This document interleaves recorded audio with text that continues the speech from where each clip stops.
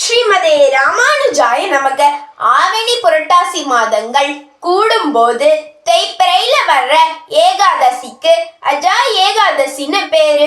கிருஷ்ணர் தர்மருக்கு இந்த ஏகாதசியோட பெருமைய சொன்னாரு. மற்ற விரதங்களை கடைபிடிக்க வாய்ப்பில்லாதவர்கள் இந்த விரதம் இருந்தால் அவர்களோட எல்லா பாவங்களும் போய்விடும். திரேதா யுகத்துல ராமருக்கு முன்னாடி ரகுவம்சத்துல அரிச்சந்திரன் என்ற ராஜா இருந்தாரு. அவர் எப்பவுமே உண்மையை பேசுவார். தர்ம வழியில ராஜ்யம் பண்ணாரு.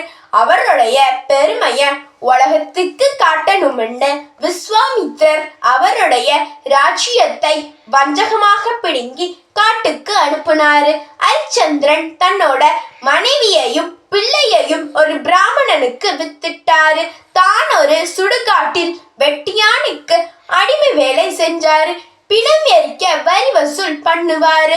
ஒரு நாள் அவர் பிள்ளை பாம்பு கடிச்சு இறந்து போயிட்டான். அவர் மனைவி கிட்ட சுடுகாட்டுக்கு வரி கொடுக்க காசு இல்ல.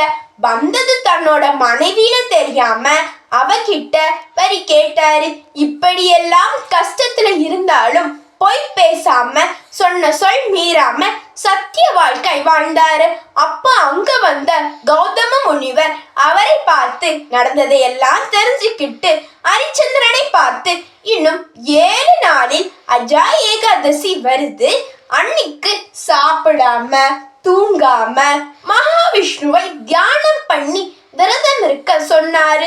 அரிச்சந்திரனும் தான் பட்ட கஷ்டம் தாங்க முடியாம இந்த விரதம் இருந்து எப்படியாவது நல்லபடி வாழணும்னு இந்த விரதம் இருந்தாரு.